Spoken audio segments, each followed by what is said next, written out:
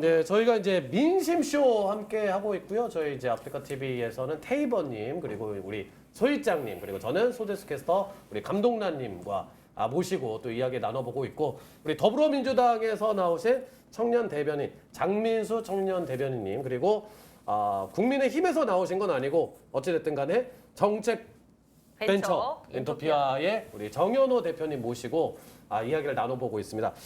저희가 조금 더 이야기를 나눠보고 저희가 또 아프리카 TV에서 준비를 해가지고 KBS의 개표 방송을 저희가 함께 보면서 오디오를 겹쳐서 저희는 또 저희대로 이야기를 나누는 그런 시간을 계속해서 여러분들과 가져보도록 하겠습니다. 사실은 그동안 이제 가족들끼리만 뭐 보면서 야 누가 이긴다 뭐 이런 얘기를 했었는데 채팅으로 또 6명이서 또 함께 이야기를 나누면서 또 특히나 오늘의 20대 대선은 정말 접전이 예상되고 있기 때문에 상당히 좀 재미있는 시간이 되지 않을까 생각이 됩니다.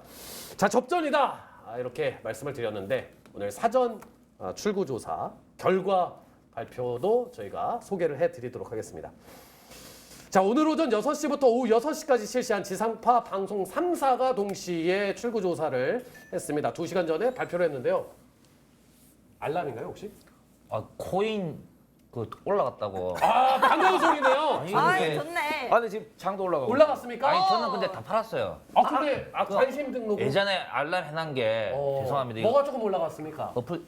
러시아 코인이 올라가지고. 러시아가 갑자기? 러시아 요즘 말이 좀 많은데. 위험성도 있지만 사실 또 올라가긴 소리 끌라고요. 감사합니다.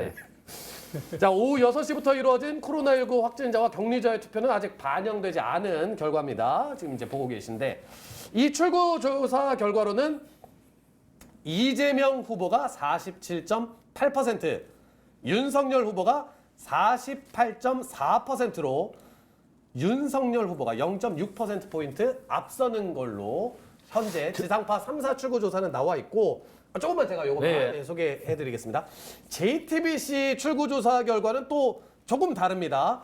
이재명 후보는 48.4%, 윤석열 후보는 47.7%. 그래서 0.7%포인트 오히려 또 이재명 후보가 앞서는 것으로. 하지만 뭐 동일한 건 접전이다라는 점에서는 두 조사가 아주 동일한 내용을 담지 않았나 싶습니다. 아니 우리 저거 1% 정도면 대충 몇 표 차이일까요? 한 10만 표? 우리가 4,100만 명 정도 잡나요? 지금 이번 대선 4,400만 원에 4,400만 1%라 그러면은 44만인가요, 그때? 그렇죠. 44만 표. 되게 큰 차이네요, 큰 생각보다. 차이네요. 큰 차이죠. 그렇죠. 중소 C 정도 되는. 예전에도 그런 거 있었잖아요. 뭐 사전 투표에 뭐 앞선 사람이 나중에 그 결과가 이어졌다, 아니었다, 뭐 이런 거 있었지 않습니까? 그런 얘기들을 하고 그런 거 좀 물어보려고 사실 몰라가지고. 현아 대표님 좀 모릅니까? 그러니까 예전에는 사전 투표율이 높으면 이제 연결됐잖아요. 그게 이제 예전에는 세대 투표 성향이 반영됐을 땐 그랬습니다. 예를 들면 예전에 보수 정당 입장에서는 지지층이 20대보다는 이제 기성세대층 지지를 많이 받았잖아요. 그렇죠. 그래서 투표율이 예전 이명박 때는 낮았는데 그 이후에 투표율이 올라갈 때 젊은 층이 투표가 많아지면 많아질수록 보수한테는 불리하다라는 옛날 그랬죠. 전망을 했는데 이제는 투표 지지층의 지형이 달라졌잖아요. 그렇죠. 이제 보수당에는 20대도 지지하고 60대도 지지하기 때문에 이제는 사전투표의 효과가 크게 이제 없다고 보기 그거 때문에 모르겠네요, 이거는. 사전투표는 큰 영향이 없다고 보고 대신 사전투표의 투표 행위 특성을 보면 진보층 지지자들이 사전투표를 더 많이 하는 편이긴 합니다. 그건 왜 그렇죠? 그건 이제 투표에 정치 관심도가 높은 분들이 더 많기 때문에 사전투표에 많이 가더라고요. 저는 그게 아니라고 보는데 그 정치 민감한 거라서 얘기하면 안 되나요? 민감한 거. 우선 한번 던져보세요. 제가 커트할게요. 네. 제가 알기로 이제 그 우파 쪽에서 보수 쪽에서 사전 선거를 많이 기피하는 이유는 그 총선 결과에 대해서 이제 부정 선거라고 생각하시는 분들이 많기 때문에라고 저는 알고 있거든요. 뭐 그러한 뭐 설명을 하시는 분들도 있어요. 사전 투표하면 조작하니까. 네, 그래서 안 간다고요. 왜냐면은 이게 그 좀 유의미한 결과는 없었고 아직 그 조사가 된 건 아니지만 증명할 수는 없지만 그렇게 설명하는 사람도 있어요. 지금 이번에 확진자 사전 투표 때 있었던 문제처럼 비슷비슷하게 문제가 있었거든요. 제기가 되었거든요. 그래가지고 사람들이 그렇게 안 한다고 자기는 사전 투표 안 하고 절대 본선 투표한다는 걸 제가 설득을 해서 정말 죄송합니다, 여러분. 근데 정말 죄송해요, 여러분. 사전 투표한다고 해서. 그러니까 그렇게 현상이 나오는 이유가 이제 그 방송 3사가 대선 전에 여론조사 한 결과를 보면 사전 투표할 의향이 있습니까에 36%가 하겠다고 했는데 그러니까요. 거기에 보면 중도 보수 진보층 지지율이 나눠지잖아요. 보면 진보층이 보수층보다 많아요. 5%에서 10% 정도는 사전 투표를 다 하겠다라고 답변을 하는 그럼 뭐 편이에요. 일리가 좀 있겠네요. 그리고 실제로 뭐 속구리 한 거 보니까 조작 의혹이 나와버렸으니까 그걸 보고 이제 확신이 들어요. 다음부터 절대 사전투표 안 한다 이렇게 될 거 아닙니까? 네. 그러니까 아니, 근데 오히려 전문가들은 또 어떻게 분석하냐면요. 그러니까 이제 이런 민심의 영향을 받아서 투표를 안 하신 분도 있겠지만 보통 이제 대선 후보가 어떤 결과가 나오든 그러니까 단일화를 하든 안 하든 그들이 무슨 실수를 하든 안 하든 이미 난 누굴 뽑겠다고 하는 게 정해진 분들이 사전투표로 향하는데 진보층 중에 정치 고관심도가 높은 그렇죠. 분들은 네. 이미 난 누구 뽑을지 정했기 때문에 그냥 빨리 가서 투표를 한다고도 해석을 하기도 하죠. 네. 저 자, 저 같은 경우는 그 노정희 씨만 깜빵 간다면 저는 사전투표 다시 할 의향이 있습니다, 여러분. 네. 제대로 처벌이 된다면 공식 선관위가. 의견은 아니고 우리 감독란님의 개인 의견임을 아니 다시 처벌은 한번 받아야죠, 선관위가 잘못을 했으면. 그거는 맞는데 이제 깜빵까지는 조금 예. 아니 뭘 깜빵까지? 아니 이거 선거법 위반을 몇 개를 했는데 뭐 그거를 한번 이제 깜빵한 그거는 이제 거네요? 찾아봐야 되는데. 아, 네네. 예, 아 저는 말할까요? 엄중 처벌을 받기는 받아야죠. 예. 아, 네, 말 안 할게요. 아, 죄송해요, 운영자분이 회장님. 또 일어서 깜짝 놀라서 일어서고. 아, 정말. 자, 그러면은 화제를 또 계속해서 이어가는데 대신에 우리 테이버님에게 마이크를 넘겨보겠습니다. 예. 무슨 얘기하고 있었죠? 우리 출구조사에 대해서. 아, 출구조사요. 근데 저는 출구조사는 전혀, 그러니까 제 기준에서는 믿을 필요가 있나라는 생각은 합니다. 왜냐하면 이게 사람 심리라는 게 저는 그러거든요. 저는 출구조사를 할 때. 저는 반대력이에요. 반대로. 예. 니네 한번 엿먹어봐라 이건가요? 약간 느낌이 이거 와서 물어보면은 내가 누굴 방금 찍고 나왔는데 예. 물어보면은 이게 조사인 건 알지만 아니 예를 들어서 내가 뭐 6번을 찍었다 그러는데 당신 몇 번 찍었어요? 그럼 나 5번 찍었어. 이렇게 되는 거거든요. 왠지 말해주기 싫은 거지. 아 근데 또 궁금한 거나 출구조사를 그런 게 있어요. 나 태어나서 한 번도 안 해봤는데. 저는 그 하는 뭐예요, 거 그게? 본 적은 있어요, 저도. 아 누가 그 앞에 이렇게 하는 게 예, 있어요? 혹시 사전 출구조사 응해 주시겠습니까? 라고 하더라고요. 나한 번도 본 적이 없는데. 왜 나는 그런 거 안 해봤지? 저도 본 적만 있어요. 저는 해보지 못하고. 저도. 왜 본인은 해봤다는 거 네, 아니에요? 한번 해봤어요. 그럼 조작은 아니네 그러면. 나 조작인 줄 알았어. 그래서 난 안 믿어. 이건 뭐예요 이거? 있어야지. 나는 제 와이프가 있었어요. 오케이. 와이프가 옆에서 했었고 저는 제 인구 뭐 남성은 더 필요 없다고. 그거는 공신력이 없죠. 어차피 만약에 뭐 맞아요. 1번 뽑아서 했는데 2번 찍었고 뭐. 맞아요. 그게 무슨 의미가 그래서 있어요? 출구조사가 과연 전부 신뢰할 수 있는 거냐라는 근원적인 그 문제 제기를 하는 사람들이 있죠. 그래서 출구조사가 이게 뭐 출구조사도 그렇고 그 전에 있던 뭐 전화응답 이런 것도 결국에는 대선이 지난번에 이런 게 있었는데 대선 지나고 난 뒤에 어디가 제일 잘 맞췄냐, 어디가 제일 못 맞췄냐 맞아요. 이런 걸 하는데 맨날 이제 얘기하는 거는 이제 표본 얼마 해가지고 뭐 오차 범위가 얼마고 신뢰가 어떻다 이렇게 얘기를 하는데 결과적으로는 까봐야 아는 거지 이게. 아니 그게 우리가 투표하기 직전에 갑자기 난 마음이 바뀌었는데 이러고 찍을 수도 있는 거고 그리고 나왔을 때 내가 난 얘기해주고 싫은데 이렇게 나올 수도 있는 거니까 실제로 투표를 까봐야 아는 거다. 그러면 까봐야 아는 거지만 우리가 계속 뭐 그렇게만 얘기할 수 없으니까 그러면은 접전은 될 것 같다 아니면 누가 몇 %아 이상은 근데 앞설 저게 것 같다. 트렌드는 바뀌지 않다고 생각을 해요. 어. 그러니까 이게 만약에 뭐 30%대 60% 이렇게 나와버리면은 그거는 뭐 어차피 뭐 끝난 거고. 그렇죠. 예. 근데 이것처럼 이렇게 몇 프로 차이가 난다.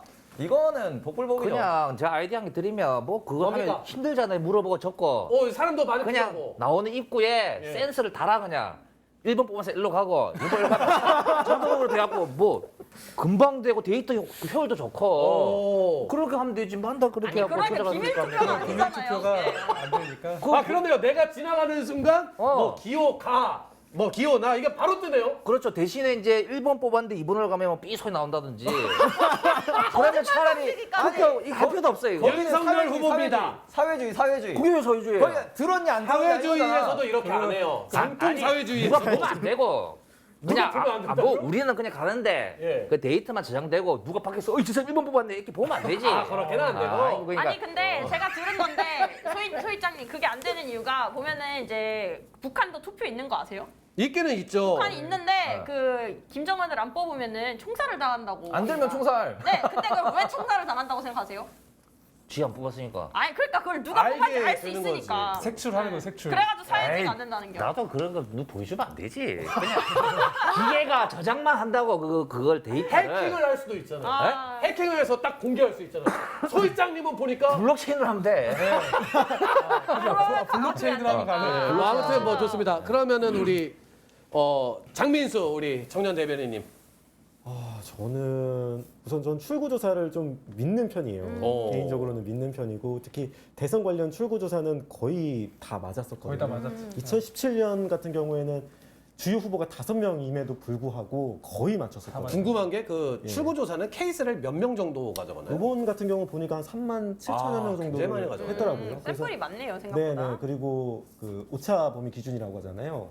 요번 기준 보니까 0.8%의 플러스 마이너스더라고요. 그러면은 1.6%까지는 사실 통계적으로는 의미가 없는 차이인 그렇죠. 예. 거거든요. 그러니까 이번에 뭐 0.7%, 0.6% 차이가 났다는 거는 통계적으로는 거의 똑같은 차이다. 맞아요. 라고 보시면 될 것 같습니다. 그러니까 JTBC 출구조사랑 방송 3사 출구조사랑요 이름만 다르거든요. 수치는 똑같고. 예. 근데 또 보면은 세부적인 내용에 있어서 특히나 지역별로 보면은 굉장히 좀 수치 차이들이 또 있어요. 그 두 그렇죠. 조사들이. 맞습니다. 그래서 또 그게 좀 어떻게 나올지 박빙이라는 건 사실인 거고, 근데 지역별 이제 추세는 거의 비슷하고요. 지역별 그러니까 추세. 이제 동쪽, 예를 들어 맞아요. 강원도, 대구, 경북 이런 쪽은 윤석열 후보가 유리하고 서울 유리하고, 그다음에 서쪽 이제 인천, 경기, 충북, 뭐 충청, 그다음에 전라남도 이런 쪽이 또 전라도 서울이 쪽은 부서 유리하게 압도적입니다. 나왔어요? 서울이 서울이 윤석열 이번에는 후보가 와, 일단 유리하게 무조건 민주당, 서울 거의 민주당 했는데. 그동안은 사실은 또 그랬는데 신기하네요. 근데 또 사실은 또 인구 구성에 또 변화가 있는 게 경기가 이제는 또 가장 많은 또 인구 네, 또 투표인단을 네, 보유하고 네, 있는 네, 곳이고 또 인천도 굉장히 또 네. 인구가 굉장히 많은 곳이고 그렇죠. 저희가 이제 오늘 20대 대선이 있었고 저희가 이제 개표 방송을 함께 하면서 이야기 나눠보는 민심쇼 오늘 6회 함께 하고 있고 저희가 이제 뭐 아직은 개표 상황이 뭐 극초반이기 때문에 저희가 또 이야기를 나누고 또 채팅창에 있는 의견들 또 나눠보고 있습니다.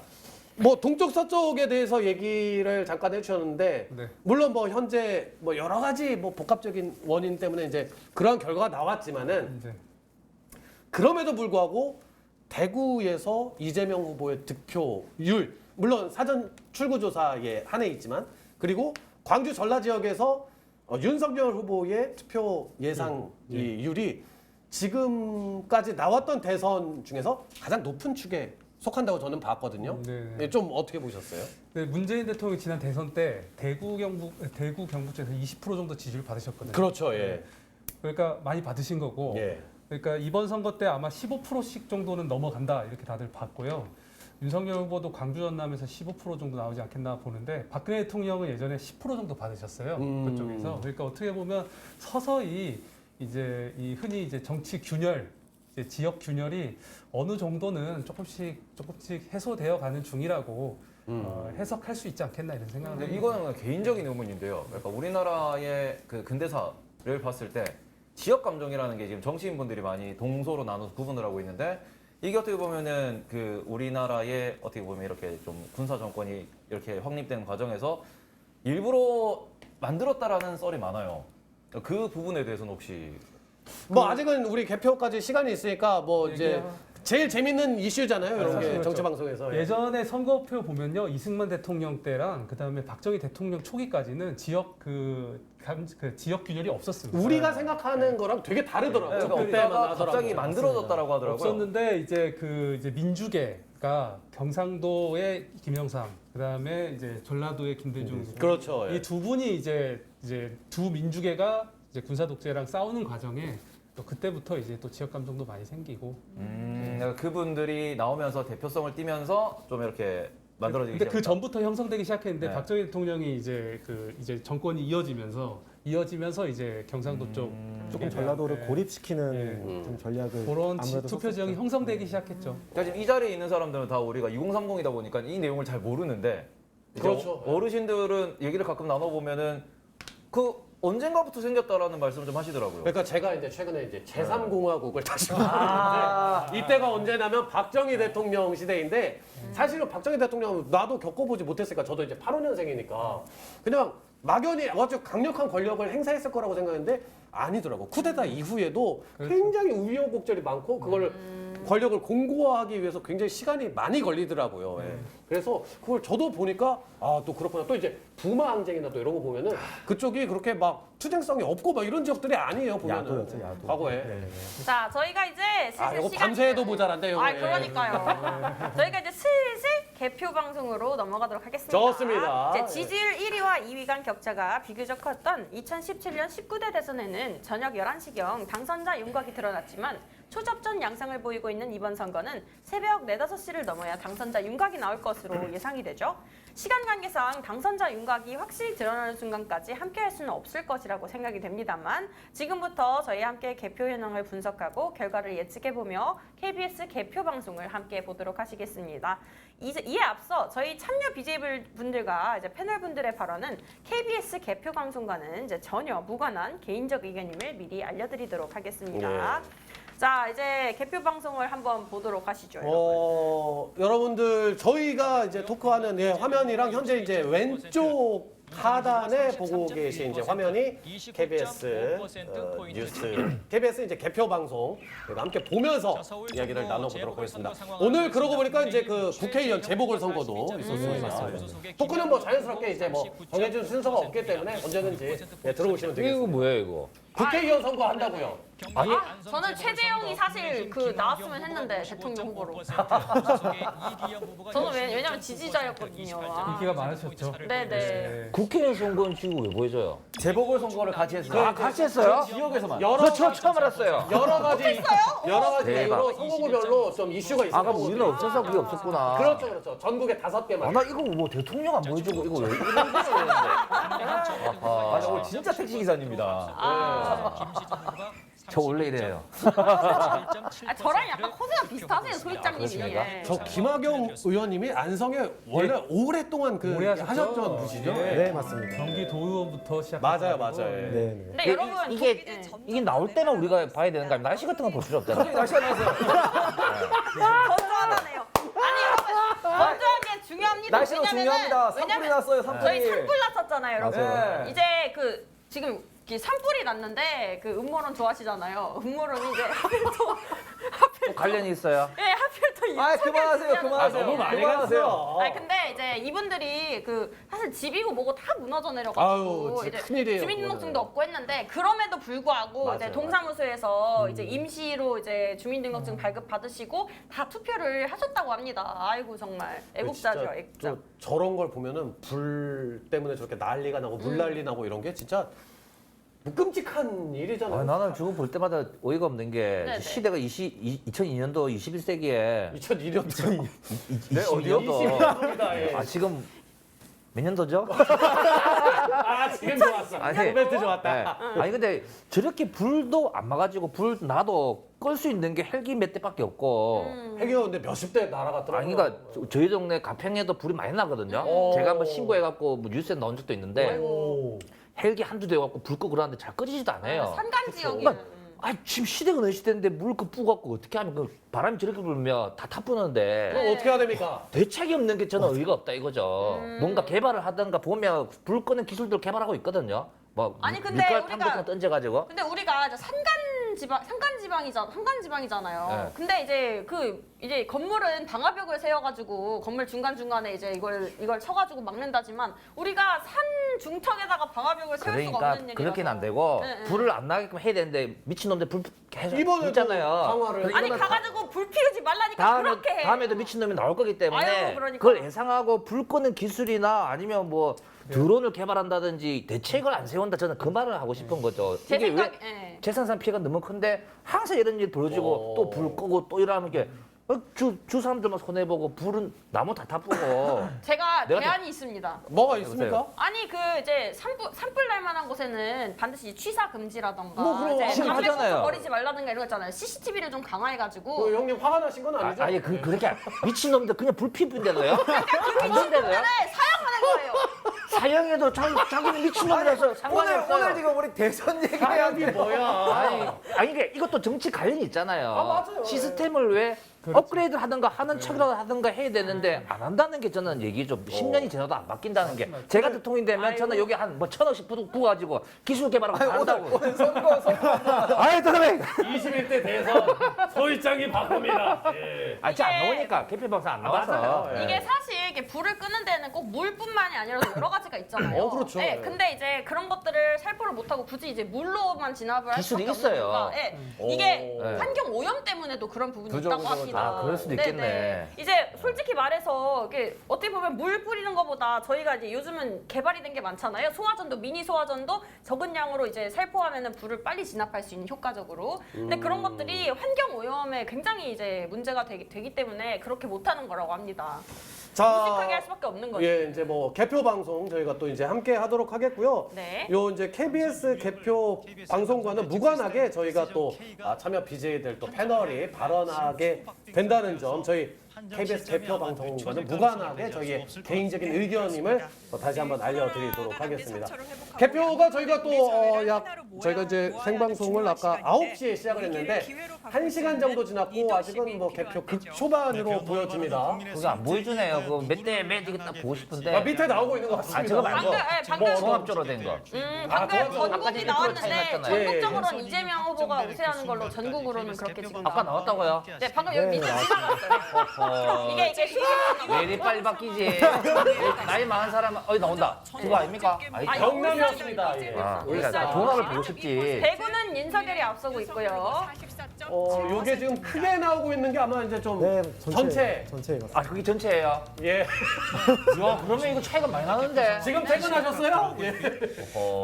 이 나이 많은 사람을 위해서 좀 이렇게 좀 친절하게 안 해주네 보니까. 아니 이게 그 선거 개표가 그러니까 우리가 사전 투표가 있고 재국민 투표가 있고 본 투표가 있을 텐데 그럼 개표 순서는 어떻게 되는 거예요?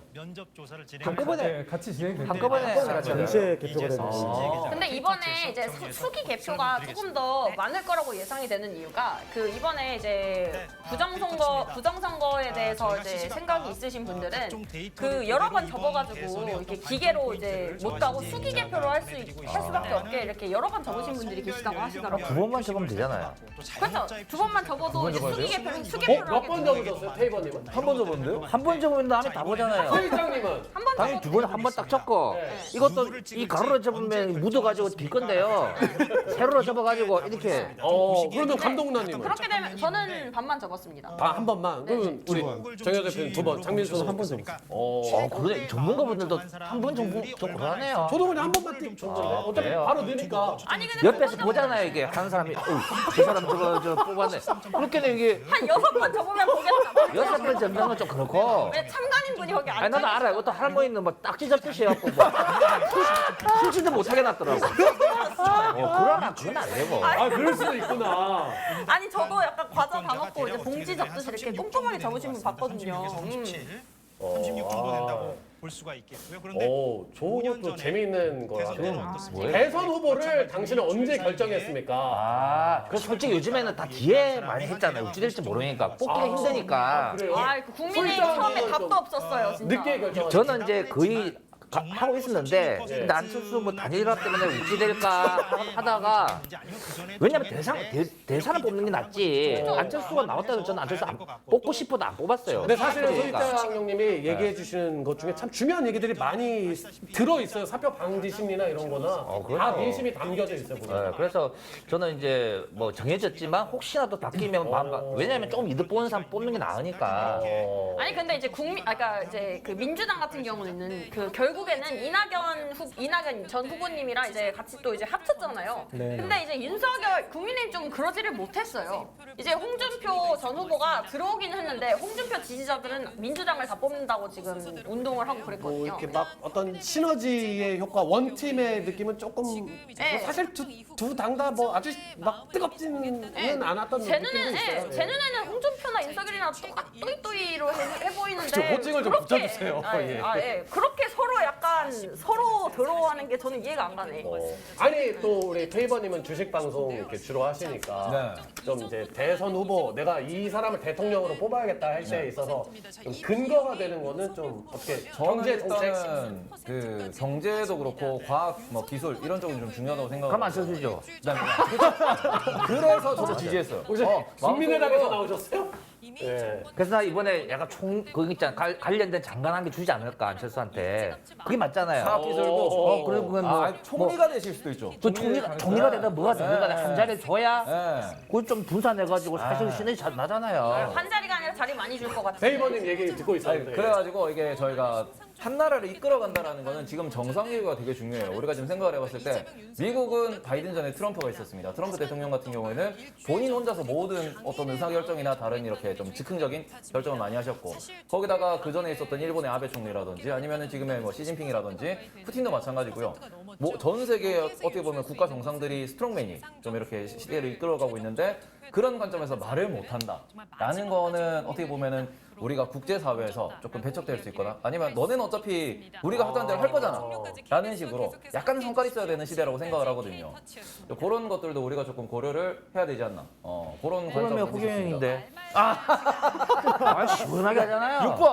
6번 아니 뭐 그 유엔을 옮긴다는 둥 뭐 하니까. 6번이 허경영인가요? 아니 몇 번인가 모르겠는데 허경영 후보가 스트롱맨이죠. 생각보다 6번 맞네. 후보가 네. 전국적으로 1%도 안 된다는 게 너무 4위네요, 놀랍네. 허경영이. 야 0.1% 0%도 있네. 1.6% 정도 받는다고. 아, 0.1%는 그러니까 저도 그 허경영 그 0.0% 사전 뭐죠 그거 처음에 인기 조사 같은 거 했잖아요. 좀 많이 나왔죠. 심상정보다 많이 나와가지고. 여론조사했을 때 5% 그렇지 안 믿었어요 솔직히. 나온 적이 있었죠. 예. 그거 딱 보니까 지금 뭐 택도 없구만. 맨날 억울만 끌고. 진짜 찍을 거라고 생각을 했어요? 아니 그게 많이 나왔고 자기가 뭐 심상보다 낫다 이렇게 하니까 이게 말이잖아 이래 했지. 진짜 제 방송 보는 사람들이 10중에 2~3명이 허경영 뽑는다더라고요. 아니 그게 또 유독 아프리카 TV 채팅창에 굉장히 많아요. 나는 뭐 더불어민주당도 싫다, 국민의힘도 맞습니다. 이러면 허경영 후보로 가겠다. 맞아. 그 진짜 시험에 많이 써. 안철수를 뽑아야지 왜 허경영 뽑냐 이거지. 난 그게 이해가 안 돼. 그러니까 아니 이유가 이거 뭐? 있잖아요. 허경영을 믿어봐. 행복해지고 막 이런 거 있잖아. 진짜 행복해진다고 믿는 거니까. 아니 근데 1억 준 데서 뽑는데요. 그 얘기들도 이제 많이 했었죠. 예. 자, KBS 개표 방송과 함께 저희가 이야기를 나누고 있고요. 저희 이제 참여 BJ들 그리고 패널들이 나누는 이 이야기들은 KBS 개표 방송과는 무관한 개인적 의견임을 또 알려드리도록 하겠습니다. 자, 이 경기 같은 경우에는 사전 그 출구조사 기준으로 봤을 때는 경기지사를 해서 그런지 그렇죠. 잘했죠. 성남시장 있을 때 잘했거든요. 왜냐면 요걸 좋아하시는 아니, 저도 경기도민이기 때문에 그렇죠, 예. 그래서 원래 저 이재명도 뽑을까 생각했어요. 예. 일 잘하니까 특히 그럼 안 뽑으셨단 얘기예요? 저도 윤석열 뽑았어요. 특히 그 평상 있잖아요. 가평에 계곡에 평상이 엄청 문제가 많거든요. 맞아요. 지가 불법 증거해가지고 해먹고 이렇게 했거든요. 예. 그 제가 쌍욕을 맨날 해서 지나갈 때마다 백수 30만 주고 백수 한 마리 팔아먹고. 근데 이재명 딱 해가지고 싹 엎었잖아요. 제가 눈으로 봤기 때문에 직접 봐서 그 현장을? 그 포크레인 나오고 다 부사고 그 사람들 쫓겨나고 그랬거든요. 그래서 지금 계곡이 깨끗해졌어요. 그래서 나는 이재명 그래도 화끈하게 하구나 그런 점은 좋게 봤어요. 예. 아니 근데 그 가평에서 계곡에서 그 평상 운영하시던 분들 있잖아요. 네. 그분들 중에 진짜 아기를 가진 몇 분들이 그 이거를 때려 부수니까 화나가지고 병 깬 거를 그 강바닥에 다 맞아요. 거기에 쓰레기하고 뭐 병 깨고 미친놈 많습니다. 인성이 터진 거야 그거는 네. 기본적으로. 와 어떻게 그래?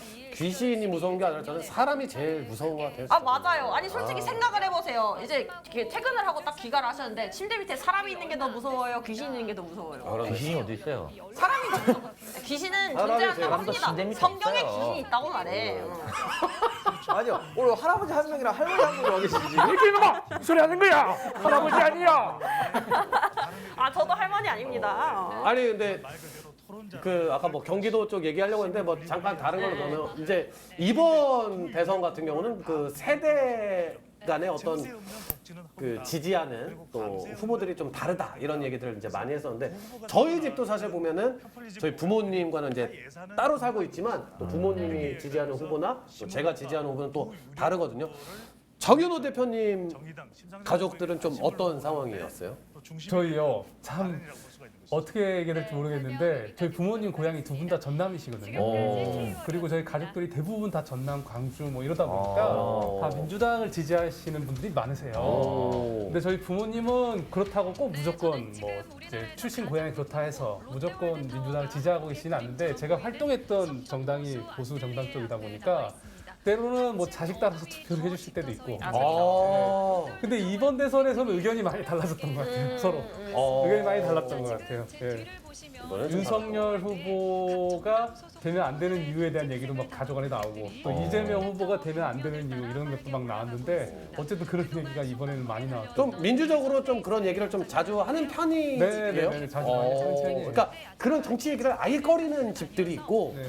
뭐 할 수 있지 이런 스타일들이 있는데 그렇죠. 우리 더불어민주당에서 나오신 장민수 대변인님, 예, 정년 대변인님, 저희 집 같은 경우에는 호남도 계시고 또 경북도 계시거든요. 아 고향이 예. 그래서 이제 나눠지는데 나눠졌었었죠. 네. 근데 이제 제가 이런 활동을 이제 시작하면서부터는 그래도 저한테 아들 편 들어주시는 그렇죠. 많이 좀 지지해 주시려고 노력을 많이 했습니다. 또 그렇게 되는. 이번 대선 잘 모르겠네요.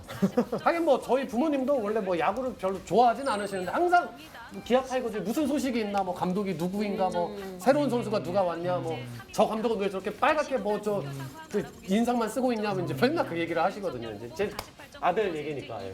우리 테이버님 집은 좀 어떠셨어요? 아, 저희 집은 제가 이제 그 일가 친척이 모두 이제 부산에 지내시다 보니까 좀 어렸을 때는 편향적이었죠. 어렸을 때는 진짜 약간 미국에서도 우리나라를 평가를 할 때 저쪽은 무조건 일본 나오면 무조건 그쪽이 된다 이런 식으로 나올 정도로 좀 편향적이었는데 지금은 대화를 좀 많이 하다 보니까 그리고는 또 주식이라는 걸 얘기를 또 많이 하다 보니까 좀 이런 얘기를 하면서 조금은 지금은 그때그때마다 의견이 좀 많이 갈리고 있습니다. 이번 같은 경우에는 부모님 두 분이 갈리셨어요. 네, 부모님 두 분이 갈리셔가지고 얼마 전에 뵙고 왔는데 두 분이서 그 먼저 말씀을 주시더라고요. 절대 선거 얘기를 하면 안 된다 집에서. 그 정도로 지금 박빙이지 않나 라고 생각을 합니다. 아유 어차피 이제 개표 끝나고 나면 부부싸움은 칼로 물베기잖아요. 그죠? 왜요? 아 근데 이제 또 그게 맞아 참 이제 어려운 거야. 근데 확실히 지금 보니까 경상도 쪽 그 라인은 야 좀 압도적으로 요거는 크게 변하진 않네요. 아, 근데 이게 아니 이게 부산 사람으로서 이번에는 되게 많이 부산 변했다고 생각을 해요. 예전보다는 왜냐하면 또 젊은 층들도 많이 그 하고 그러니까 야 그래도 차이가 아, 근데 전남 전북은 지난번이랑 비슷한데 네. 경상도는 좀 많이 바뀌었네요. 그래도 저 어릴 때에 비하면 많이 바뀌었어요. 이제 저는 이제 고향이 전주인데 아, 그래요? 저는 사실 어렸을 때 선거를 해도 선거 분위기를 느낄 수가 없어. 왜냐하면 선거를 운동을 아무도 안 하러 와. 그때는 아예 어차피 정해져 있다 싶어서 두 쪽 다 아예 안 와. 저도 이번이 어떻게 보면 첫 선거거든요. 아, 저 그러시구나. 네, 저는 이제 나이를 이렇게 먹었지만 저는 여태 그 해외에 오래 거주를 해왔기 때문에 솔직히 관심이 없었습니다. 저는 뭐 트럼프가 되느냐, 뭐 그 힐러리가 되느냐 그런 얘기만 하고 있었지 친구들이랑. 근데 이제 지금 딱 보시면은요, 이제 전국적으로 볼 때는 이제 저희가 지표가 나오잖아요. 그렇죠. 대한민국 지도에 전국적으로 봤을 때는 이제 윤석열 표가 더 많이 앞서는 걸 나오는데 실제 종합 결과를 보면은 이재명 후보가 지금 이기고 있거든요. 맞습니다. 이게 그 전라도 쪽에서 많이 나왔어요. 그게 차이가 거기가 많이 날까요? 90%씩 나오잖아요. 압도적으로. 거기가 좀 더 많이 차이 나니까. 근데 전라도 분들 인구가 되게 많나요? 아니에요. 그렇지 않습니다. 인구는 인구가 적어요. 맞아요. 훨씬 적어요. 그러면 어디서 경상도보다 그렇게 차이가 훨씬 났지? 그러니까 지금 경기 지역에서 조금 그 리드를 가져가고 있는 게 경기가 사람 많으니까. 경기 지역이 가장 뭐 경기가 워낙 넓죠. 예. 네. 구성원이 현재 경기 제일 지역이 많은 가장 것으로 높은 것 알려져 같네요. 있습니다. 지금 그 약간 접전적으로 생각을 하는 게 경기 쪽이랑 서울에서 누가 이기냐 요거에 대해서 좀 얘기를 하고 제주도 얘기가 좀 많이 나오더라고요. 항상 뭐 제주도는- 좀 그게 민심에 어떤 이제 그 반영하는 곳이다 뭐 이런 얘기들이 많이 있잖아요. 충청도도 그러니까 같이 원래는 포함된 충청도가 거예요. 좀 많이 언급이 됐는데 오늘 뭐 라디오나 이렇게 보다 보니까 이번에는 제주도가 중요하다. 그런 얘기 좀 많이 나오더라고요. 제주도가 인구가 많아요. 그건 잘 적죠. 모르겠어요. 적죠. 많지는 않죠. 근데 왜 봐요 그럼? 근데 거기가 그 전국에서 오신 분들도 많고 그래서 항상 거기 결과가 좀 이렇게 전체 지역들이 판을 대표하는 경우가 많다. 제주도 약간 민주당 쪽 아닙니까? 아, 그때마다 저는 근데 그런 달라요? 분석을 그 전문가들이 하는 이유는 아마 이건 것 같아요. 그러니까 서울은 이제 전체 지역별로 어떤 후보를 지지할 건지는 어느 정도 갈려 있잖아요. 아, 강남 3구랑 뭐 강북이랑 이렇게. 뭐 예를 들면 서울은 윤석열 후보가 5%에서 10%로 계속 앞서는 걸로 나왔고 네. 경기는 이재명 지사가 앞섰고 또 강원은 윤석열 후보가 앞섰고 이랬는데 충청도는 좀 비슷비슷했고요. 그다음에 그쵸. 제주도가 이제 이재명 지사가 더 앞선 편이었는데 다른 데서는 득표율의 변화가 크진 않을 것 같은데 제주도나 이런 데서 표가 이제 이재명 후보 쪽으로 가면 갈수록 이런 박빙 선거에서는 좀 영향을 주지 그러니까 않을까. 이게 전국으로 보면 차이가 좀 나게 나오거든요 지금. 네, 그렇죠. 그러니까 민주당이 지금 앞서는 걸 나오는데 또 이렇게 지방으로 보면 비슷비슷하게 나온단 말이죠. 어디서 차이 나는가 이게 이제 궁금한 거죠. 근데 지금 이제 개표율이 어느새 이제 4.98%가 벌써 됐어요. 속도가 이제 슬슬 붙는 것 같고 100% 돼야 되는 거죠. 아니 두 그 시간 전에 동안 거의 했는데 근데 4%한 거의 거예요? 나와요. 몇 프로 정도? 30%? 20%? 지금 KBS가 밝히기로는 5%만 개표율 넘어가면은 그거 다 됐는데? 유력 그럼 지금 된 건데 그런 거 보면. 아니, 조만간에 이재명 후보가 이제 이기네요, 예측을 그러면. 하기 시작할 거예요. 아니 이상한 게 보면 다 지역으로 보면 윤석열이 앞서는 게 뭐 거의 많거든. 근데 전국으로 보면 이재명이 많단 말이지. 맞아요. 뭐 어디서 이게 차이가 나는 딱 거야? 경기도권이랑 지금 경기도권 제주권 지금도 울산 같은 경우는 그러니까 그리고 윤석열 이제 후보가 전라도권에서 윤석열 후보란다. 이재명 후보가 압도적으로 앞서고 있어요. 0.9% 개표라서 근데 뭐 아직 뭐 극초반이긴 합니다만은 이제 조금씩 속도가 좀 붙기 시작하는 것으로 보입니다. 아, 근데 나 술 땡기네요. 나 이거 봐 그랬거든. 이게 5%인 줄 알았다. 이거 아. 아니네. 0.1%라고 했지. 동네마다 달라요. 네, 동네마다 동네마다 지금 지역마다. 어떤 데는 이제 1% 정도 했는데 있고 어떤 데는 5% 넘어간 데 있고 그래요 지금. 야, 근데 지금 말하는 순간 벌써 포털 사이트 선관위에서 제공하는 거 기준으로는 5.05% 개표예요. 그러니까 확실히 좀 이제 속도가 붙기는 빨리. 포털이 좀 더 빠르더라고요. 네, 이게 또 CG화 해야 되고 하니까. 광주 얘기 나와서 그러는데 지금 10%대로 나오잖아요. 윤석열 후보 쪽이. 그렇죠. 네네. 원래는 이제 이준석 대표도 25% 목표를 한다는 목표로, 얘기를 예. 했었는데 근데 얘기를 민심을 들어보니까 안철수 후보하고 단일화를 했잖아요. 근데 옛날에는 광주 전남 쪽이 목포가 안철수 정당을 지지를 해줬지 않습니까? 크게 지지했었죠. 총선 예전에. 때. 예. 맞아요. 근데 이번에 단일화를 하면서 약간 오히려 역풍이 좀 불었다 그러더라고요. 전라도 쪽에서는. 이번에 홍준표 후보도 거기 페이스북에다가 역풍은 안 된다라고 글을 썼는데 진짜 역풍이 그래서 부는 걸 좀 걱정을 하는 거예요. 15% 25%까지는 못 갈 거라고 저는 예상을 했어요. 그런 얘기를 많이 들어가지고 아니 뭐 홍준표 후보 지지자들 다 민주당 찍는데 무슨 역풍 얘기야? 다라고 하면서 지금 보니까 무슨 역풍이야? 퍼센테이지를 보면 몇 차이가 안 나고 이렇게 보는데 투표수를 보니까 전라도에 차이 엄청 나네요. 그러니까 윤석열에서는 뭐 5천 표도 안 나오고 그렇죠. 이재명에서 뭐 10만, 8만 이렇게 나올 뿐이니까 이게서 거의 가라지고 있는 것 같아요 지금 제가 봤을 때. 왜냐면 사실 이제 전국에 떨어져 있어도 그 본적으로 이제 호적을 그냥 호적이란다. 그 제 본적을 전라도에 그냥 두고 그리고 이제 나와가지고 살고 있는 분들도 많잖아요. 네. 그래가지고 이제 사전 선거에서도 되게 차이가 많이 났던 걸로 생각을 합니다. 울릉은 근데 개표가 끝났네요. 예. 어디가 끝난 데가 있어요? 아까 첫 깠었던 경북 울릉. 네, 거기 거기고. 99.9%였어요. 아 거기는 사람들이 별로 많이 없으니까 인구수가. 없기도 하고 이제 가장 먼저 이제 하기도 했으니까. 아 누가 이겼던가요? 그쪽은 윤석열 후보가 아 그렇군요. 이제 잘 보면은 개표가 극초반인 곳이 있고 개표가 또 많이 이루어진 곳이 편차가 좀 굉장히 큰 편이에요. 그래서 현재 보면은 포털 기준으로 5.36% 정도 이제 개표가 됐고 전체는 약 10만 8천여 표 차이로 현재는 이제 뭐 나올 텐데 이재명 후보가 앞서고 있습니다. 오늘 이제 국회의원 재보궐선거도 있었고 서울 종로는 이제 민주당은 네 무공천으로 했었죠. 공천하지 않았죠. 최재형 전 감사원장이 서울 종로에서 당선이 되겠네요. 와 근데 매우 상징적인 그렇죠. 저분은 대통령 후보 나왔고 그거 떼고 저기 갔네요. 예 맞습니다. 뭐라도 해야죠. 정확합니다. 예. 와. 그래도 뉴스를 계속 이렇게 꾸준히 아니, 많이 보시나 봐요. 저분 진짜 이득인데 그럼 이게 한번 했다가 이득? 안 되니까 이거 국회의원 되면 이득이죠. 아니 근데 지금 솔직히 그 민주당은 좀 거대 당이잖아요. 이제 의석수도 굉장히 180 많이 갖고 있고 석이 170 몇 있으니까, 석인데 이제 뭐 여러 가지 합치면 그렇죠, 예. 근데 이 국민의힘도 좀 내보내야 되지 않나, 있어야 되지 않나. 예. 그래서 이번 재보궐선거 보면 지금 거의 다 국민의힘 쪽이 당선이 될 것 같은데요. 네. 아유. 사실 이제 그 재보궐 하는 이유가 있었을 거고 그 맞습니다. 이후에 잘못한 거에 반대가 됐겠죠. 거의 지금 그렇게 되어가고 있습니다. 경기도에서는 윤석열 후보 48.9%, 똑같노? 이재명 후보 48.9%. 한 표 차이. 한 표 차이입니다. 와. 충남에서는 이재명 후보 48.3%로 이기고 있고요. 아, 비슷한 걸 보여주고 있구나. 예, 예. 접전 지역인데 저는 관전 포인트 중에 하나는 충남, 세종, 대전 쪽. 그러니까 이제 윤석열 후보가 충청도의 후보라고 이번에. 그래서 그렇죠. 세종에도 그렇게 나왔구나. 예, 그럼 저는 이제 이번에 그 지지율을 얼마나 잘 받을까. 근데 이상하게 충청도에서도 이제 이재명 후보가 되게 근데 의외로 충청도에서는 그렇게 지지를 많이 받지는 못했던 것 같아요. 충청도의 아들 타이틀 얻는 거 실패하셨네요. 비슷하게 비슷한 것 같아요. 더 정확히는 이제 윤석열 후보의 아버지께서 이제 충청도에 연고가 있으시다 보니까 네네. 저기 팔달도 굉장히 그 보수세가 이제 강한 선거구거든요. 그 지난 그 대선 때는 세종 쪽이 조금 민주당 쪽이 강하지 않았나요? 네. 그러니까 지금이면 좀 많이 뒤집어졌다. 그렇다고 볼 수도 있죠. 윤석열 후보 많이 사진 좀 앞섰다라고 이쁜 거 보기는 쓰지. 어렵고. 아이고. 예. 수원 권선입니다. 와 경기도에서 최초의 그 세종에서 이해찬 이해찬, 국회의원이 네, 이제 네. 됐던 걸로. 근데 이거 지금 기억이 보는 납니다. 거는 크게 의미가 없는 게 10,000표도 안 되고 뭐 1,000표 이렇게 해서 그냥 뭐 별로 의미는 없네요. 근데 또 이게 다 모여져 있는 거니까요. 그래도 한 10,000표, 20,000표에 뭐 의미가 좀 있을 것 같은데. 네.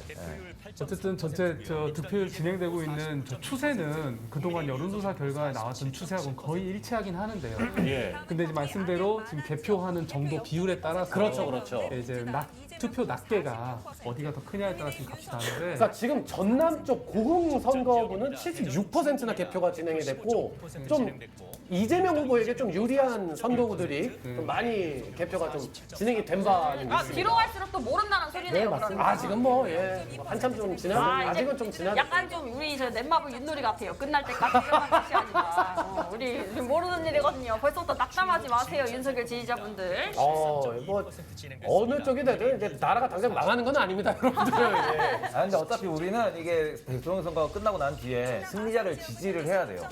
이게 우리나라의 저는 이제 가장 큰 문제점이라고 생각을 하는 게 이제 A 아니면 B라고 해가지고 너무 흑백놀이가 강해지고 있다고 생각을 하거든요. 이게 뭐 인터넷이 발달해서도 그럴 수 있고 아니면은 뭔가 본인의 이득을 위해서 그럴 수 있다고 생각을 하는데 이게 우리나라에서 최근 하고 전 세계적으로 최근 논란되는 대부분들이 흑백 내가 맞고 넌 틀렸다 라는 걸 자꾸 주장을 하고 있다 보니까 너무 선민 사상에 이제 쌓여. 근데 그게 왜 안 되냐면 애초에 그 대통령 후보들이 이게 소주 하나 시킬까요 지금? 네거티브를 하기 때문에 예. 상대를 비하해가지고 깎아내렸잖아요. 그다음에 그렇죠. 안 좋은 것만 갖고 있기 때문에 끝나도 안 좋은 것만 기획해서 계속 요구할 거거든요. 그러니까 이게 계속 우리가 고소당할 것 같아요, 국민이. 그러니까 우리가 시민의식을 올려나가고 교육을 해야 되는 이유가 여기 있고 아니 대한민국 정도만 잘 살고 다 공부하고 이러면서 똑똑한 사람들인데 이제는 우리가 마음속에 아닌 걸 또 알고 이걸 점점 바꿔나가야 되지 안 된다 하면 안 돼요. 아니 대통령 후보들이 저것들이 네거티브를 안 해야 그게 되는데 우리한테 이미 나 엎질러져 가지고 국민들이 그렇게 안 될 것 같아요. 아니 근데 이제 뭐 네거티브를 안 하면 좋긴 한데 또 이제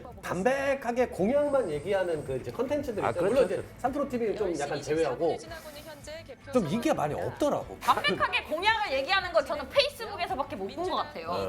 그런 컨텐츠들이 있긴 있어요. 찾아보면 제가 이제 보는 것들 중에 있긴 저 있는데. 소개 좀 해주세요. 저 네거티브밖에 못 들어가서 머리가 아파 죽겠어요. 근데 사실은 공약에 있어서는 이 두 당이 비슷한 얘기를 하는 게 되게 많아요. 맞습니다. 이를테면 이재명 후보가 병사 월급 200만 원 하겠다. 그러면 이제 예를 들어서 국민의힘 지지자분들은 야 그거 말이 되냐?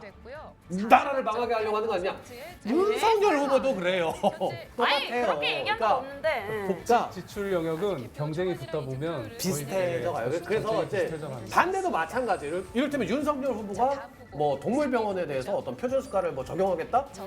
이재명 후보도 이제 동일한 얘기를 해요. 그래서 천천히 살펴보면 좀 비슷한 얘기들을 하는 구역들이 있고 섹터들이 있고 아주 다른 쪽은 어떻게 보면 이제 경제 쪽이나 이런 거는 좀 관들이 워낙 다르니까 근데 다른 이거를 시각들이 이번에는 또 특히 좀 특징적이었던 게 두 당에서 그 경제 쪽으로 뭐 부동산 정책이라든지 대부분의 정책들에 대해 가지고 아무래도 코로나 시국도 있고 부동산이 워낙 지금 전 세계적으로 문제가 있다 보니까 거의 동일한 약간 경제 개념 그것도 약간 또 있긴 해요. 단어만 네. 다르게 해서 약간 이렇게 얘기를 했는데 저는 여기서 좀 궁금한 게 역대로도 이제 어떻게 보면 우리가 공약이라는 거를 이제 빌공자라고 좀 비꼬기도 하는데 이번에는 얼마나 좀 지켜지실 것 같은지 이제 좀 질문을 드리고 싶어가지고 그러니까 코로나에 대한 방역 정책에 대한 약속은 거의 지킬 것 같아요. 네. 예, 정권이 이제 창출이 되면 그 초기에 약속했던 대로 방역 정책을 누군 바꾸겠다 했고 누군 유지할 수도 있고 어쨌든 자기가 생각하는 방역 정책은 약속대로 다 지킬 것 같고요. 두 후보 모두 조금 지금보다는 조금 더 이제 좀 더 풀어주겠다는 방향으로 보여져요. 이재명 후보 같은 경우는 12시까지 영업 제한 풀어주겠다 하셨고 그리고 이제 윤석열 후보 같은 더 경우는 아예 없애주겠다. 전면적으로 그렇죠. 하겠다는 입장인 것 24시간 확대해주겠다. 그다음에 이랬죠. 이제 이재명 후보의 특성상 이제 복지 정책과 같은 것은 약속을 지키려고 노력할 것 같고요. 그러니까 복지 지출을 확대하는 쪽으로 갈 것 같고 그럴수록 야당과의 또 한 번의 싸움들은 있을 것 같고 윤석열 후보도 윤석열 후보대로 이제 투자 환경 조성하는 쪽 약속은 지킬 것 같아요. 그다음에 검찰 개혁 같은 그런 논쟁이 있는 영역은 그렇죠. 그거는 뭐 약속을 지킬 수 있을지 없을지는 잘 모르겠는데 그거는 국정 창출돼도 한 3년간은 또 싸울 영역이 아닌가. 저희가 지금 이제 KBS 개표 방송 함께 보면서 우리 테이버님, 소희장님, 또 감동란님, 저 소데스캐스터 그리고 이제 정책벤처 인토피아 정윤호 대표님 그리고 더불어민주당의 장민수 청년 대변인님 모시고 함께 이야기를 나누고 있고요. KBS 개표 방송과는 무관한 저희의 개인 의견임을 다시 한번 알려드리도록 하겠습니다. 개표가 지금 이제 계속해서 진행이 되고 있고요. 약 6% 전국적으로 개표가 이제 진행이 되고 있습니다. 어차피 뭐 저쪽도 떠드니까 우리도 이제 신나게 떠들어도 좀 될 것 같습니다. 어차피 이제 밑에 나오고 있고 지금 전국적으로 현황이 어떤가요? 전국적으로 지금 이제 포털 기준입니다. 포털 기준 6.45% 정도 개표가 진행됐고요. 50.81% 이재명 후보 그리고 2위는 46.04% 10만 3천여 표 차이가 나고 있습니다. 이재명 후보가 앞서고 있습니다. 3위 심상정 후보, 4위 그러니까 그게 아까 허경영 후보. 전라도 그 개표 수 보니까 한 8만 뭐 이렇게 차이 나더라고요. 예. 그래서 지금 벌어진 게 그만큼 나온 거네요. 그럴 수도 있죠. 근데 이제 근데 전라도 좀 거의 끝났다고 하니까 남은 데를 뭐 아직- 개표율이요? 아직 뭐 끝나지는 않았고 예, 조금 더 지켜보긴 해야 됩니다. 예. 다른 이건 좀 지역에서 더 트렌드가 나와야. 그죠, 예. 근데 분홍색은 뭐예요, 저거? 저 이제 빨갈수록 이제 윤석열 쪽이 더 유리하다는 거고 앞서고 그건 있다는 이제 거. 분홍은 중간이겠네요. 뭐 그런 것 이렇게 같습니다. 나오는 거. 예. 애매하다 이것이죠. 예. 저는 이제 그 투표율 좀 기대되는 관전 포인트 중에 하나는 보통 지난 이제 대선 후보 지지율 여론조사를 했을 때 대체 이렇게 나오거든요. 90% 안에서 4명의 후보가 지지율을 나눠갖고 예를 들면 그때는 안철수 후보 심상정 그죠, 후보까지 그죠. 포함해서 네네. 네 후보가 90%를 다 이제 후보를 차지하고 나머지 10%는 이제 국민들이 잘 모르겠다. 누굴 지지할지 모르겠다. 요게 한 6%에서 9%까지 나가요. 그리고 이제 허경영 1.6%, 그리고 나머지 군소정당이 다 0.1%씩 지지를 받았었는데 이제는 99%가 거의 이제 내 정당으로 나눠진 것 같죠. 그렇죠. 두 후보의 지금 지지율이 뭐 48%씩 나올 거라고 전망하고 있으니까 거의 두 후보가 거의 96%네요. 합치면 뭐 거의. 예. 거의 95% 이상을 다 차지한다고 하면 그러면 정의당 심상정 후보가 얻어갈 수 있는 지지율은 2~3% 안에 갇힐 확률이 높죠. 현재도 1.84% 정도. 출구조사에서도 심상정 후보는 한 2.5% 그렇죠. 정도 나왔어요. 네, 아까 사전 투표에서는 조금 더 이른바 더불어민주당을 지지하는 쪽이 투표를 많이 했을 것이다라는 가설에 대해서 저희가 이야기를 나눴는데 KBS 조사에서도 아주 유사한 내용이 좀 나왔네요. 예. 그러니까 출구조사 보면은 출구조사가 아까 그 말씀드렸던 게 이제 JTBC가 예상한 것이 이제 이재명 후보가 48.4%, 윤석열 후보가 47.7%잖아요. 지금 현황 자체는 출구조사 현황 자체는 JTBC가 더 이제 잘 맞는 것 같죠? 어떻게 보면 근데 뭐 지금 흘러가는 흐름이. 지상파나 JTBC나 오차 범위 이내에서 네, 차이가 나고 있는 저는 것 같으니까. JTBC랑 YTN은 지상 3사랑 좀 다르다고 봅니다. 왜죠? 기본적으로 그 다른 의견을 내놓을 때가 많아요. 이제 다른 3사가 얘기하는 것보다. 네, 방송 컨텐츠 논조라고 맞아요. 하죠. 논조가요. 네. 조금 포인트가 다르다고 해야 하는 것 같아요. 예. 언론사 간의 논조들이 있죠. 네. 저는 장민수님께 한 가지 여쭤볼게요. 좋습니다. 네, 네. 왜냐하면 지금 더불어민주당에서 나오셨는데 네. 제가 이렇게 신문을 보고 이렇게 좀 약간 커뮤니티를 보다 보니까 이게 예전 그 노무현 대통령 때 갑자기 이게 어떻게 보면은 정치라는 게 한번 힘을 받으면은 그 사람이 계속해서 이렇게 좀 올라오고 이런 모습을 좀 보이잖아요. 이번에 오세훈 서울시장 당선 때도 어느 순간 밑에서 이제 치고 올라오고 좀 강했었는데 분명히 안철수 후보랑 단일하기 전까지는 조금 차이가 났었고 약간 1, 2, 3등이라는 게 좀 있었는데 최근 볼 때랑 그리고 그 한 일주일 정도 동안 그 단일하기 일주일 정도 동안 갑자기 이재명 후보가 확 치고 올라온 게 좀 있긴 있거든요. 그 점에 대해서 이제 민주당에서 어떻게 생각을 하는지. 앞서 정현호 대표님께서도 말씀해 주셨듯이 호남에서는 분명한 반응이 있었던 걸로 보여요. 그러니까 호남에서 안철수 대표가 가지고 있었던 기본적인 지지율이 있거든요. 있어요. 예. 호남에 또 공을 들여왔던 것도 있고 네. 그리고 2017년 대선 결과를 보면 호남에서 득표를 꽤 많이 하셨고 당시 문재인 대통령의 득표가 호남에서 70%가 안 넘었을 겁니다. 안철수 후보 때문에. 아, 네. 네, 그래서 호남에서의 좀 영향이 좀 크다라고 좀 일컬어지고 있고 그리고 이건 안철수 대표의 영향 때문인지는 잘 모르겠지만 2030 여성들을 중심으로 이 블랙아웃 기간 동안 좀 요동침이 있었다라고 분석은 하고 있습니다. 그 아까 지상파 3사에서도 출구조사 좀 세대별로 성별로 나온 걸 보니까 20대 남성은 기존에 많이 알려진 것처럼 윤석열 후보가 앞섰지만 20대 여성과 30대 여성 그 격차만큼 이재명 후보가 앞서는 좀 출구조사가 나왔더라고요. 그게 좀 흥미롭더라고요, 저는. 그간의 여론조사에서는 그게 잘 잡히지 않았던 안 잡혔죠, 예. 어렵죠, 예. 연령대고 세대인데 그게 이번 조사에는 꽤 많이 잡힌 것 같아가지고 선택을 이게, 하신 거 아닐까 싶습니다. 요즘 그 여초 쪽에서 이렇게 저도 20대 여성이다 보니까 이제 주변에 20대 여성 친구들이 많을 거 아니에요. 이제 이 친구들한테 이제 얘기를 들어보면은 요즘 여초 커뮤니티에 이런 캠페인이 많이 돌았어요. 1번을 뽑으면 여자들이 정말 좋아할 거예요. 이런 캠페인 보셨나요, 혹시? 뭐 1번 남, 2번 네, 남. 1번 남, 2번 남으로 갈라치기 하는 게 있었거든요. 저는 그걸 보고 정말 재밌었어요. 그러니까 솔직히 말해서 이제 1번 솔직히 여초니까 우리가 들어가 볼 수가 없구나. 그러니까 예, 여초 사이트 저는 여초 사이트에 뿌락치가 좀 많거든요. 예, 제가 뭐 활동을 하진 않지만 굉장히 거기서 데이터를 가지고 나오시는 분들이 많습니다. 근데 여초 보면은 그냥 거의 한 99.5% 정도가 이제 이재명 후보 지지한다고 보면 되고요. 이제 근데 이것도 무시할 만한 수치는 아닌 게 여초 사이트를 이용하는 사람이 이제 한국 여성 인구의 한국 이제 2030, 40까지 40살까지 보통 이용을 할 수가 있거든요. 여초 카페들을. 나이가 연령 제한이 또 있어요. 이제 보면은 이제 20살부터 39살 정도의 여성 중에 한 13%가 여초 카페입니다. 예. 그렇게나 많아요? 네.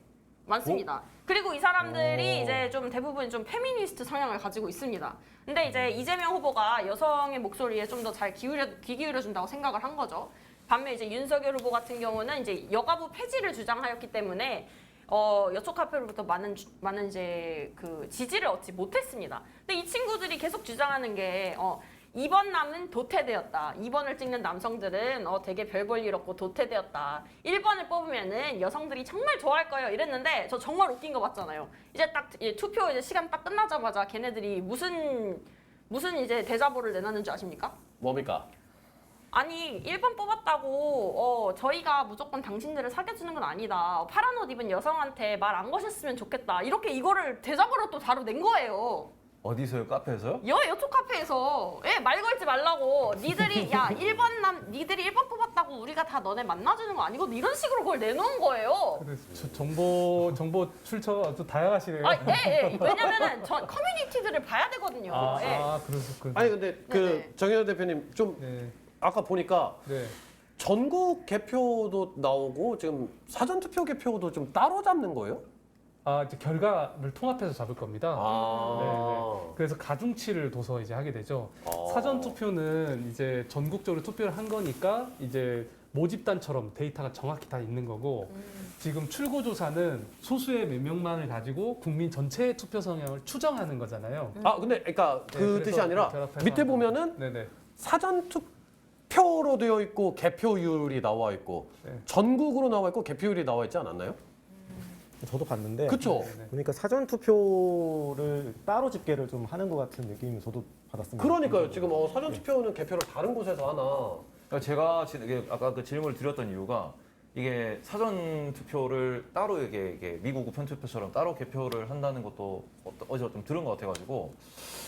근데 그렇게 되면 이제 사전 투표에서는 아무래도 민주당이 좀 더 앞설 수 있다라고 아까 말씀해 주셨으니까. 그렇죠. 10% 정도 더 앞선다는 통계가 그쪽이 있죠. 좀 빨리 개표가 되면 전국 개표율이 벌써 이제 7.9%가 되고 있고. 아니 근데 우리 소희장 형님은 어떻게 뭐 식사라도 좀 시켜드릴까요? 배가 고프긴 하네요. 저도 오늘 하루 종일 식사를 못 해가지고. 진짜? 소주 필요해. 소주 지금 여기 소주 들어가요. 소주. 저도 지금 술이 좀 필요한 것 같습니다. 제육이라도 좀 이렇게 갖다. 괜찮은데 제육? 저는 김치 제육으로. 좋습니다. 원래 한 잔 먹으면서 보는 거긴 하죠. 그렇죠. 원래 이게 뭐 저도 그런 생각이었거든요. 나라가 제대로 되는 거냐 이렇게 하면서 그런 얘기하는 게 또 이제 꿀잠 아닙니까? 우리 위원장님 어떠실지 모르겠지만 저는 초반에 어쨌든 개표가 아직 다 된 건 아니지만 윤석열 후보가 불리하게 계속 투표가 이제 일단 정제되니까 현재는 이제 샴페인 터트리고 싶으시죠? 편안한 장민님이. 마음으로 보긴 좀 어렵겠다는 생각이 드는 게 아마 지금 국민의힘 선대위도 아주 진중하게 지금 바라보고 있지 않을까 이런 생각이 문득 드네요. 이상하게 저는 조금 많이 유리할 줄 알았는데 이렇게 돼서 와 내가 판을 못 있는 건가. 꽤 잘 있는 스타일이거든요 제가. 근데 이제 이거는 개표 진짜 뒤까지 가봐야 할 것 맞아요. 같긴 한데. 그렇긴 한데. 끝까지 가봐야 될 것 같습니다. 네, 네. 근데 이게 저는 또 자꾸 궁금한 게 좋습니다. 이게 윤석열 후보와 이재명 후보가 아니고 다른 후보가 나왔다고 해도 이런 결과가 나왔을까요? 흥미로운 아주 그러니까 다른 이슈입니다. 후보들이 이렇게 이 후보를 하고 또 이렇게 선거 운동을 했을 때 그때도 이렇게 45대 45 이렇게 갈라지는 결과가 나왔을지. 달랐죠. 달랐죠. 민주당도 다른 후보 나왔으면 달랐고, 이 보수당도 다른 후보 나왔으면 이렇게 안 될 수도 솔직히 저는 이제 이낙연 후보가 나왔다면 못 어떻게 됐어요? 이겼을 거라 아예 그냥 압도적으로 저희가 졌을 거라고 저는 생각을 하거든요.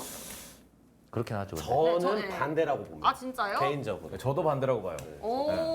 이낙연 후보가 나왔으면은 윤석열 후보가 이제 압승했다. 뭐 그런 가정들을 많이 하는데 이제 그거의 근거는 원래는 사실은 1년 전 뭐 조금 더 시기를 돌이켜 보면은 이낙연 후보가 굉장히 이낙연 총리가 지지율이 엄청나게 높을 때가 있었는데 이미 민주당을 지지하는 분들에게 실망을 너무 크게 줬던 것 자체가 그리고 당내 경선에서 보여줬던 모습도 좀 판을 뭔가 못 읽는 느낌이 있었어요. 이번 정권과의 끌어내질 못했어요, 마음을.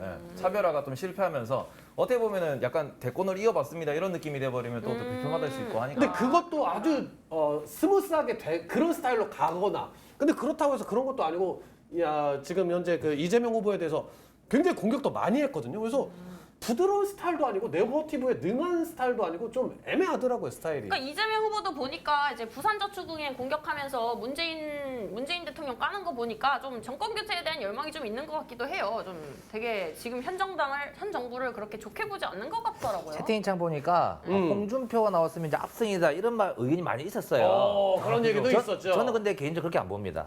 그렇죠. 또 왜 그렇습니까? 왜냐하면 지난번에 홍준표 졌잖아요. 그렇죠. 그 이유가 이제 뭐 독선적이고 말도 함부로 하고 그게 보수의 느낌이거든요. 저도 그렇기 때문에 보수를 시대했는데 네네. 이번 나왔고 자기가 좀 약간 유해졌잖아요. 그래서 이제 청년들한테 인기도 많이 얻고 했지만 그러면 저는 안 뽑거든요. 저 같은 사람들은. 그러니까 옛날에 보수 이미지가 탈피됐다는 느낌이 조금이라도 있어서 뭐 이준석도 있었고 그렇기 때문에 지금 보수가 이 정도 받는 거지. 예전처럼 뭐 할아버지도 나오고 뭐 다 부시고 이런 식으로 하면 보수는 답이 없거든요. 저도 그 현호 대표님 만나면서 방송하는 거 보고 이런 분들이 있으면 그 보수는 좀 답이 있겠다 이런 생각을 했는데 옛날에 그런 느낌이면 저도 안 뽑아요. 아무도. 근데 뭐 사실 제 방에도 굉장히 이제 이른바 더불어민주당이나 정의당을 좋아하시는 분들이 많은데 정현호 대표님 보면서 야 저런 분이라면 보수도 찍을만 하겠다라는 얘기 얘기죠. 굉장히 많이 해주세요. 정말요? 감사합니다. 저도 좀 그런 얘기 아. 개인 방송 가서 많이 했었고. 감사합니다. 예. 네. 들어가셔야겠는데요. 나중에 한번 초대. 예, 어떻게 여의도로 저희가 한번 모시도록 하겠습니다. 자기도 가고 싶어. 아니 뭐 오라고 해야지. 아니 근데 저는 진짜 의문인 게 홍준표 후보는 보수가 맞나요? 뭐예요, 그거? 보수죠. 본인 저는 스스로 보수라고. 근데 그 하는 행동을 보면 그렇게 보수스럽지가 않다고 생각하거든요. 원래 보수는 약간 그러니까 보통 이제 민주당은 그러니까 이제 진보 정당은 특징이 약간 좀 많이 뭉치는 경향이 있잖아요. 예, 뭔가 문제가 있으면 서로 이제 도와주고 뭉치고 그런 게 좀 경향이 강한데 아니 홍준표 후보의 행동은 윤석열이 대통령이 되지 않길 바라거든요. 누가 봐도 명백하게 그 지지자들도 그렇고 그래서 저는 요즘 드는 생각이 홍준표 후보는 과연 보수가 맞는가 이런 생각을 저는 하게 되었어요. 자기가 안 되니까 깽판 치는 거죠. 그럼 보면 뭡니까 딱 보면. 예, 이제 제 마음의 소리 대신해 주셔서 감사합니다. 그거 하고 싶은 말이었어요. KBS